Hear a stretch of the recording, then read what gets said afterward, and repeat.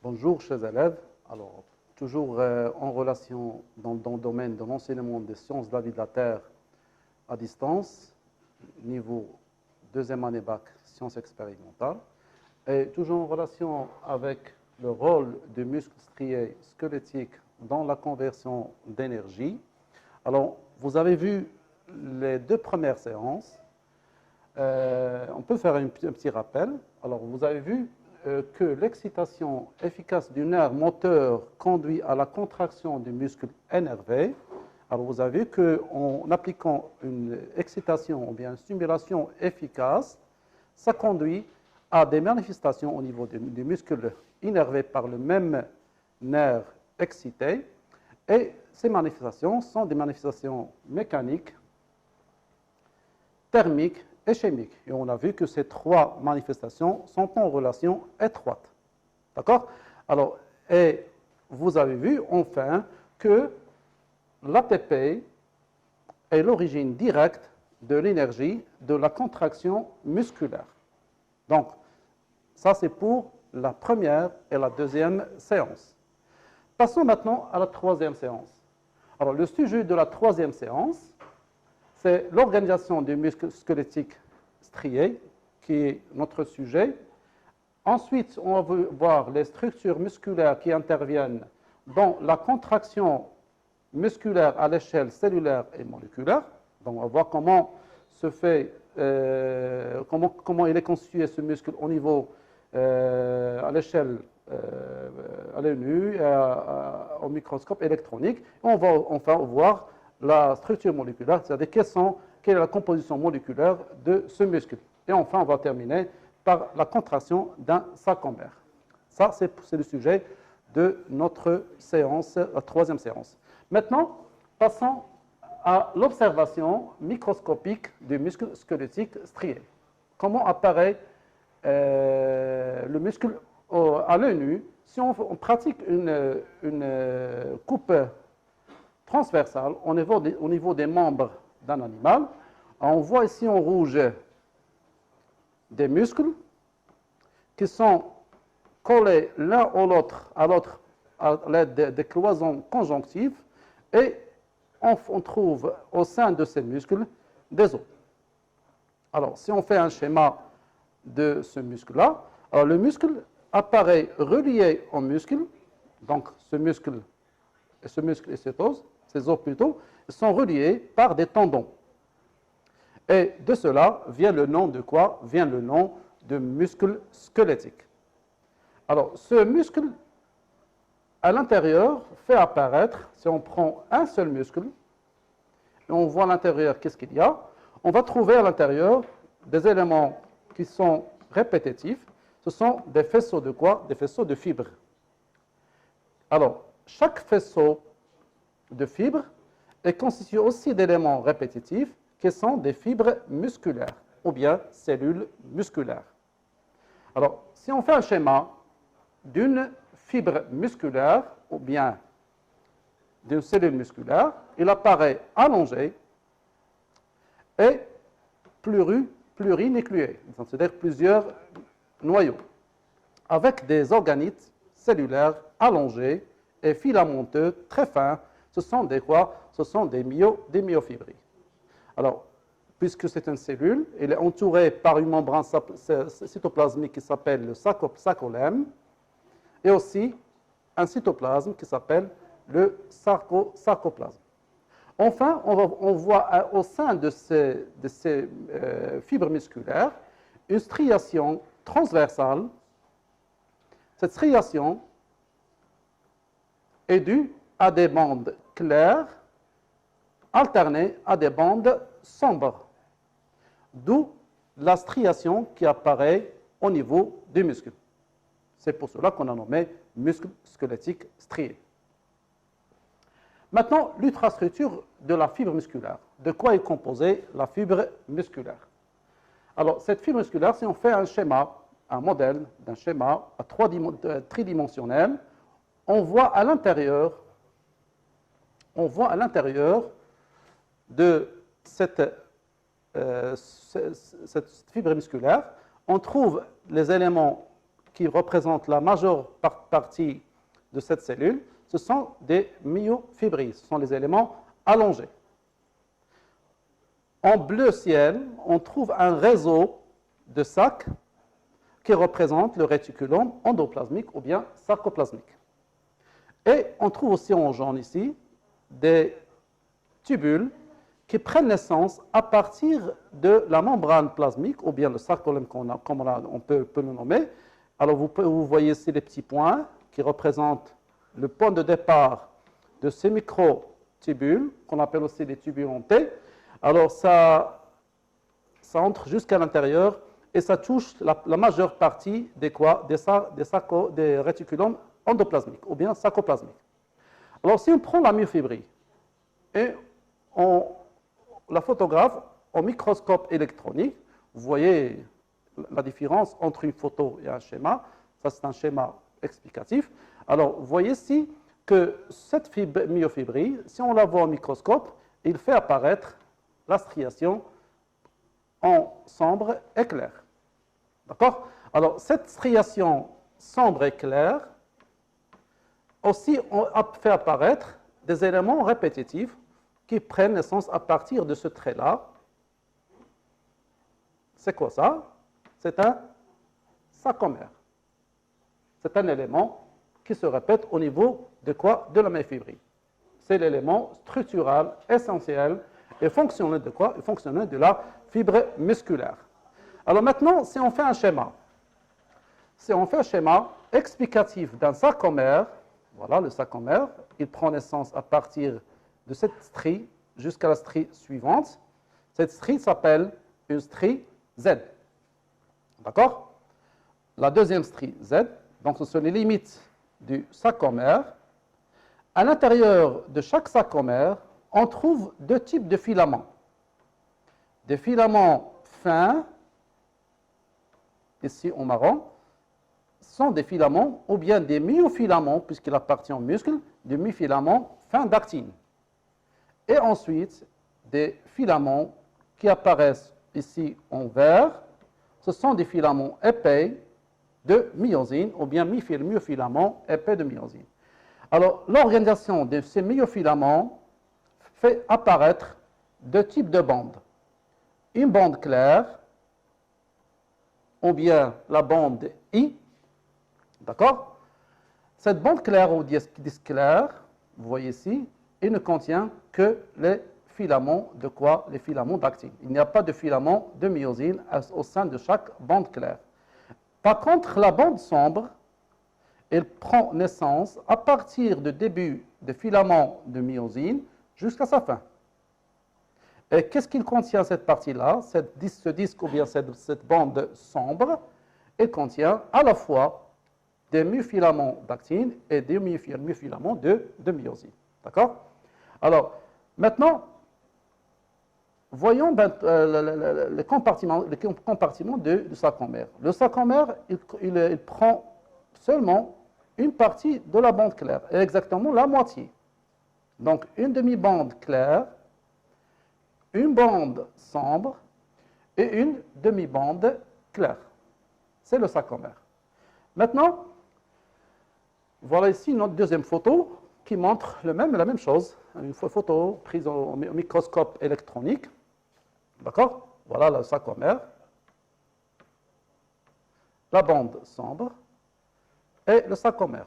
Alors, j'ai oublié de citer qu'au milieu de la bande sombre, il y a une bande H ou bien zone H. Et vous voyez ici que la zone H, elle ne contient et le compose seulement de quoi? Des filaments de quoi? Des filaments de myosine. Si on fait la limite ici et la limite ici, vous voyez ici que cette zone H, elle ne contient que les filaments de quoi? Les filaments de myosine. D'accord? Alors maintenant, si on refait la même photo, alors la bande, le sarcomère, au milieu la bande H, qui se trouve elle-même au milieu de la bande sombre, et les demi-bandes claires. Donc, en résumé, alors chaque myofibrille montre une alternance de quoi? De bandes claires appelées disque I, ou bien bande I. des bandes sombres appelées disques A. Au sein de chaque myofibrie, on distingue deux types de myofilaments. Il y a deux types de myofilaments, comme on vient de voir. Ces deux myofilaments sont quoi? Ce sont des myofilaments fins. Leur épaisseur, c'est 5 nanomètres, constitués d'une protéine appelée l'actine. Alors, on va voir après, lorsqu'on va parler de la structure moléculaire, il n'y a pas seulement la molécule l'actine, il y a d'autres molécules, dont on nomme ce type de filament myofilaments d'actine, qui sont parallèles les uns aux autres et ne se touchent plutôt pas. Deuxième type de myofilaments sont des myofilaments épais, parce qu'ils ont une épaisseur de 16 nanomètres. Vous voyez la différence? Alors, ces myofilaments sont plus épais, 3 fois plus que les myofilaments fins. Alors, constitués d'une protéine appelée la myosine. C'est pour cela qu'on nomme aussi ces myofilaments des myofilaments de myosine. Alors, l'espace entre deux strizènes est appelé sarcomère, qui constitue l'unité fonctionnelle, parce que l'ensemble du muscle est constitué principalement de quoi? Principalement de sarcomère. Alors, c'est pour cela qu'on dit que c'est l'élément fonctionnel. C'est-à-dire, quelle est la fonction du muscle? La fonction du muscle, c'est la contraction. Donc, si on veut étudier la contraction, on va se limiter au niveau de quoi? Au niveau de sarcomère. Et structurale, c'est-à-dire la structure du muscle tout entière, elle est due à la présence de ces éléments répétitifs qui sont les sarcomères de la myofibrie musculaire. Alors, en résumé, le muscle squelettique strié est composé de faisceaux de fibres musculaires. Donc, comme on a vu, tout l'ensemble du muscle est constitué d'un nombre important de ces cellules géantes qu'on appelle les cellules musculaires ou bien les fibres musculaires. La fibre musculaire et la cellule musculaire. C'est la même chose. C'est une cellule géante allongée et plurinucléée, donc qui présente plusieurs noyaux. Chaque fibre musculaire est composée de une membrane cytoplasmique, c'est le sarcolème. Donc, on dit sarcolème ou bien membrane cytoplasmique de la fibre musculaire. Un cytoplasme qu'on nomme aussi le sarcoplasme. D'accord? Des organites cellulaires. Essentiellement, ce n'est pas seulement, essentiellement, il y a d'autres organites cellulaires, mais les plus importants qui vont nous intéresser dans cette leçon, ce sont ces trois organites cellulaires. Les organites essentiels sont les myofibrilles allongées, très fines, et présentent des striations, d'où le nom du muscle strié. Donc, rappelez-vous que la myofibrille, c'est un nombre important de sarcomères reliés l'un à l'autre. D'accord? Alors, le réticulum sarcoplasmique ou bien endoplasmique, qui est un réseau de sacs. Ce réseau de sacs est recouvert de myofibrilles. Il renferme des ions calcium. Alors, rappelez-vous que le réticulum sarcoplasmique, c'est un organite qui entoure les myofibrilles, d'accord? Et ce réticulum sarcoplasmique, c'est un ensemble de sacs qu'on trouve à l'intérieur quoi? On trouve des ions calcium. C'est un de plus. Et des mitochondries, dont la taille et l'abondance diffèrent selon le type de quoi? Le type des fibres musculaires. Alors, les mitochondries, comme vous avez vu dans le premier chapitre, c'est l'organite de la respiration. Alors, cet organite, on va voir que sa taille et sa quantité dans la fibre diffèrent selon le type de fibre. Parce qu'on va voir qu'il y a deux types de fibres, et ces deux types de fibres diffèrent l'une de l'autre, essentiellement de la taille des mitochondries et aussi de quoi? Aussi de l'abondance de cet organite qui est la mitochondrie. Alors maintenant, puisqu'on a su la structure des muscles striés, alors quelle est la relation qui relie le muscle, qui est l'organe effecteur, qui se contracte, qui convertit l'énergie chimique en énergie mécanique et en énergie thermique. Alors, il est relié à quoi? Aux fibres nerveuses, aux motoneurones. Vous voyez ici? Alors, la fibre musculaire, la fibre nerveuse, qui va être excitée, il va rapporter l'influx nerveux. Alors, il est relié aux fibres, alors il se termine par des boutons qu'on appelle les terminaisons nerveuses ou axonales. Ce sont ces terminaisons-là. D'accord? Alors, ces terminaisons, elles sont nombrables. Hein? Une seule fibre nerveuse, ou bien un motoneurone, parce qu'il transporte l'influx nerveux moteur, alors il se termine par plusieurs boutons synaptiques, ou bien des terminaisons nerveuses ou axonales. En rouge ici, c'est quoi ça? Ce sont les fibres musculaires. Ce sont les fibres musculaires. Alors, les fibres musculaires, vous voyez l'aspect allongé de ces fibres-là et le contact, la jonction entre les deux. C'est une jonction parce qu'il appartient au nerf musculaire. Donc, c'est une jonction neuromusculaire qu'on appelle quoi? Qu'on appelle plaque motrice. Donc, à ce niveau-là, la jonction neuromusculaire, c'est à ce niveau-là où va passer l'influx nerveux dû à l'excitation efficace du nerf moteur pour passer au muscle et pour que le muscle réponde par une contraction. Donc, ça c'est pour la plaque motrice. Maintenant, passons à la structure moléculaire des myofilaments. De quoi est composé un sarcomère au niveau moléculaire? Hein? Alors, on sait que le sarcomère est composé de deux types de myofilaments.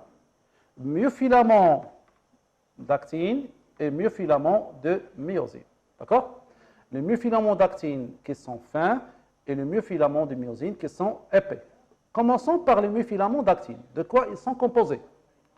Alors, le myofilament d'actine, le myofilaments fins d'actine, ils sont composés, comme vous voyez ici sur cette image, de trois couleurs, donc trois types de molécules. Et vous voyez ici que la couleur prépondérante ici, c'est la couleur orange. Cette couleur orange, ce sont des molécules de quoi? D'actine. C'est pour cela qu'on a nommé les filaments d'actine et non pas des filaments en relation avec la couleur rouge ou bien verte qui est minoritaire ici. Alors le rouge c'est quoi? C'est la troponine. Et le vert c'est quoi? C'est la tropomyosine. D'accord? Alors donc les myofilaments d'actine sont composés de l'assemblage de trois types de molécules. Molécules d'actine, molécules de troponine et molécules de quoi? Molécules de tropomyosine. Maintenant, passons aux myofilaments de myosine. Les myofilaments épais. De quoi ils sont constitués? Alors, vous voyez ici, le myofilament de myosine, il est composé d'une seule couleur, donc un seul type de molécule. Ces molécules plutôt, qui sont les molécules de myosine. Alors, chaque molécule de myosine est composée d'une tige. Vous voyez ici les tiges qui se sont rassemblées à ce niveau-là. Donc, là, cette partie correspond à la zone H et de deux têtes qu'on appelle têtes bilobées. Bilobées, c'est-à-dire qu'il y a deux lobes. Et vous voyez que ces lobes émergent à ce niveau-là et sont bien visibles à ce niveau-là et à ce niveau-là. Donc, dans les extrémités de la fibre du myofilament de myosine. Alors, ces têtes bilobées correspondent à la partie de la bande sombre hors de la zone H. C'est-à-dire à ce niveau-là où il y a alternance avec quoi? Avec les filaments d'actine. Alors, ces têtes bilobées comprennent deux sites. Chaque tête comprend deux sites. Un site réservé à la fixation de la molécule d'actine. Celle-là. Qui se trouve au niveau de quoi? De filaments d'actine. Et qui se trouve de part et d'autre de filaments de myosine au niveau du sarcomère. Vous voyez ici, le filament d'actine, filament de myosine, et entre eux, il y a quoi? Il y a les têtes bilobées et les molécules de quoi? Et les molécules d'actine. Et on voit ici qu'à chaque tête bilobée, il y a quoi? Il y a un site de quoi? Un site de fixation de la molécule de quoi? La molécule d'actine. Deuxième site, c'est un site de fixation de l'ATP. Alors, on a vu dans la deuxième séance que l'origine directe de la contraction musculaire, c'est la molécule d'ATP. Et on a ici un site de fixation de quoi? De la molécule d'ATP. C'est bon? Alors, en résumé, les myofilaments fins d'actine, chaque myofilament fin d'actine est composé de quoi? De l'assemblage de 3 molécules protéiques qui sont l'actine, la troponine et la tropomyosine. Ça, c'est pour les myofilaments fin d'actine. Pour les myofilaments de myosine, qui sont des myofilaments épais, chaque myofilament est composé seulement d'un seul type de molécule. Donc, l'assemblage de quoi? C'est ce qu'on appelle une polymérisation d'une seule molécule protéique qui s'appelle la myosine. Donc, ça concerne quoi? Ça concerne la composition ou bien la structure moléculaire de quoi? Moléculaire du sarcomère qui est mise en jeu dans la contraction musculaire. Alors, on va faire ici une comparaison entre deux sarcomères, un sarcomère relâché et un sarcomère contracté. Voilà, le premier sarcomère qu'on va comparaître avec qui? Avec ce deuxième. Alors, si on fait la comparaison entre les deux, la première chose qu'on doit savoir, alors il faut limiter les sarcomères. Où sont les sarcomères? Voilà le premier sarcomère. On le connaît par la strizène et la deuxième strizène. Donc ça, c'est le sarcomère. Le même sarcomère sur la deuxième photo, il commence par la strizène et la deuxième strizène. Si on fait comparaître la distance qui sépare les deux strizènes ici et ici, on va trouver que les strizènes ici sont éloignées l'une de l'autre, alors qu'ici, ils sont rapprochés. Qu'est-ce qu'on va dire ici? Celui-là, c'est un sarcomère relâché, et celui-là, c'est un sarcomère quoi? Contracté. D'accord? Maintenant, si on veut faire un schéma explicatif des deux états du sarcomère, un sarcomère relâché et un sarcomère contracté. Alors, on voit ici que les choses qui changent ici, en passant de l'état relâché à l'état contracté, alors, quels sont ces changements?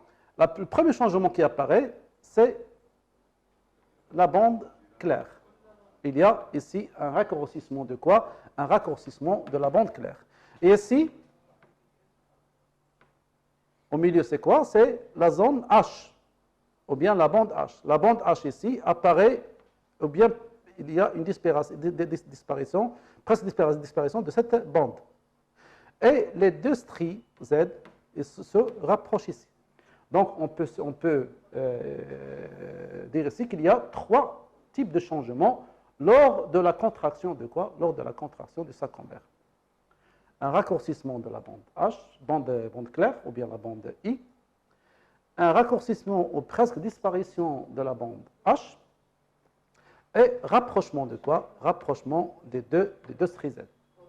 Alors, on peut faire un schéma, et vous voyez ici un schéma réalisé par un élève comme vous.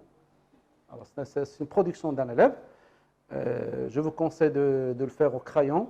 Alors, l'élève ici, il a voulu utiliser des couleurs pour montrer les différents types. Alors, vous voyez ici, pour montrer ça, alors la première chose qu'il faut prendre en considération, vous pouvez le faire à la maison, en attendant la séance prochaine. Alors, vous pouvez refaire le même travail, alors en gardant comme consigne la taille, plutôt la taille des myofilaments fins et des myofilaments épais reste constante, il ne change pas. D'accord? qu'est-ce qui change? C'est la taille ou bien la longueur de la bande H et de la bande claire. Alors que la bande sombre, vous voyez ici, elle reste constante. Elle ne change pas. Donc ça, c'est un schéma d'un sarcomère relâché et ça, c'est un schéma de sarcomère contracté. D'accord? Donc je répète, vous pouvez le faire à la maison en attendant la séance prochaine. Prenez ces consignes-là et essayez de refaire le même travail pour savoir les changements qui arrivent au sarcomère lorsqu'il passe d'un état relâché vers un état contracté. Donc, maintenant, les modifications subies par le sarcomère lors du passage de son état relâché à son état contracté, comme on vient de voir. Qu'est-ce qu'il arrive à ce sarcomère lorsqu'il se contracte? Il y a un raccourcissement des deux demi-bandes ou disques clairs, d'accord? On vient de voir. Un rétrécissement de la zone H. On a dit qu'il y a presque disparition de cette zone, donc dans le cas de la photo qu'on a vue, et un rapprochement des deux striselles. Ces trois modifications, ces trois changements qui arrivent au sarcomère, ils conduisent à quoi? Ils conduisent à un raccourcissement du sarcomère. Et qui dit raccourcissement du sarcomère dit contraction du muscle, parce que le muscle est constitué principalement de quoi? Principalement de sarcomère. Alors que les constances enregistrées sur le sarcomère après sa contraction, alors comme on vient de le voir, il y a deux choses qui ne changent pas.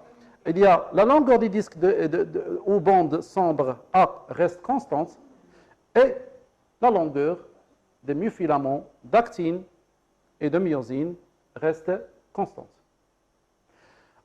Alors, pour la séance prochaine, Inch'Allah, on va essayer de savoir comment